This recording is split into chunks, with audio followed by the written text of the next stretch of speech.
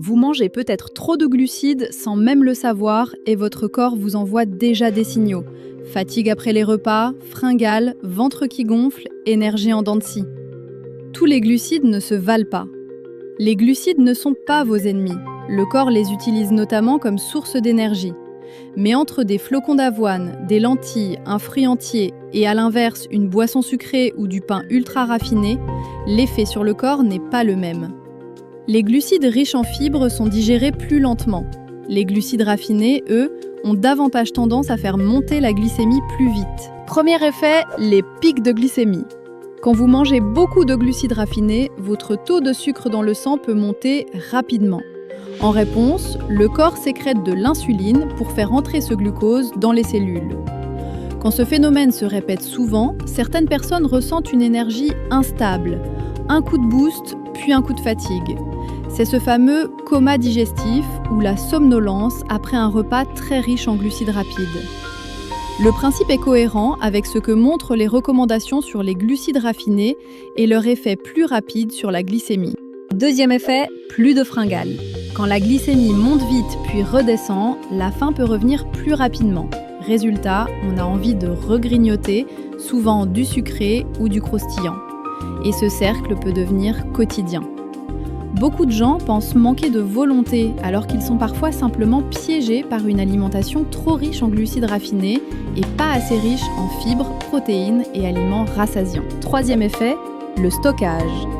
Un excès régulier de glucides, surtout via des produits très digestibles et très caloriques, peut favoriser une prise de poids s'il s'inscrit dans un excès énergétique global. Et chez beaucoup de personnes, ce surplus se manifeste par un stockage plus visible au niveau abdominal.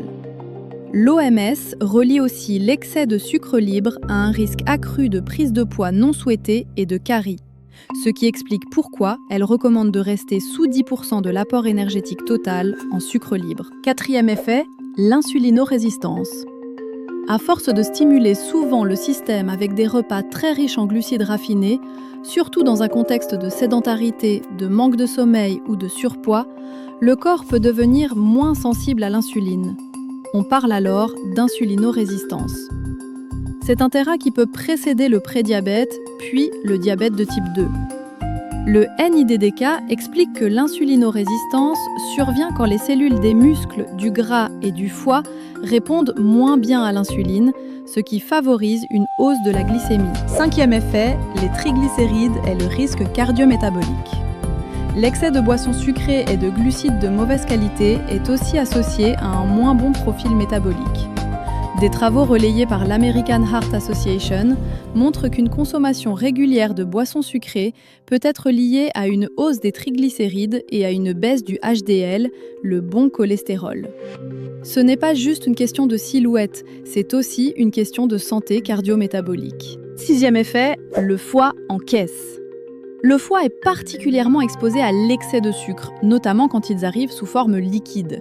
Les NIH expliquent qu'un apport élevé en fructose peut augmenter le risque de maladie du foie gras non alcoolique, une accumulation excessive de graisse dans les cellules du foie.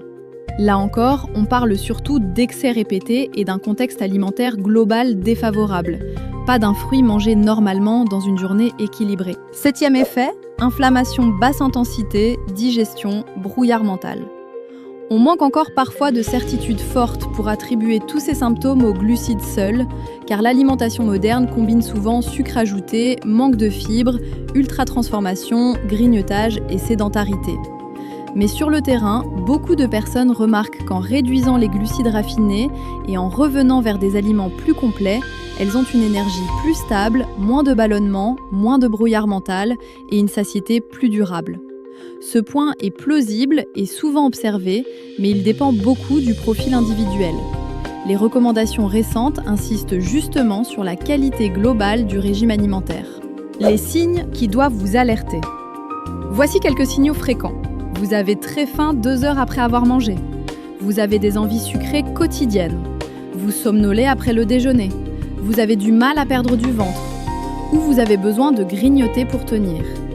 Ces signes ne veulent pas forcément dire que vous mangez trop de glucides, mais ils peuvent faire partie du tableau. Comment corriger sans tomber dans l'extrême ? L'objectif n'est pas de supprimer tous les glucides. Ce serait inutile pour beaucoup de personnes, parfois difficile à tenir et parfois contre-productif. L'idée est plus simple. Remplacer les boissons sucrées par de l'eau ou une boisson non sucrée, préférer les fruits entiers au jus, choisir plus souvent des légumineuses, de l'avoine, des pommes de terre non ultra transformées, du riz complet ou semi-complet, ajouter des protéines au petit déjeuner et au repas, augmenter les fibres et bouger un peu après les repas. Cette logique rejoint les recommandations qui favorisent des glucides de meilleure qualité, moins raffinés et plus riches en fibres. Le plus important à retenir, c'est que tous les glucides ne se valent pas. Le danger, ce n'est pas la présence de glucides dans l'alimentation. Le danger, c'est l'excès chronique de glucides raffinés, de sucres ajoutés et de produits ultra transformés. Quand on corrige ça, on peut souvent retrouver une énergie plus stable, moins de fringales, une meilleure satiété et un meilleur terrain métabolique. Et ça commence par des changements simples, réalistes, tenables.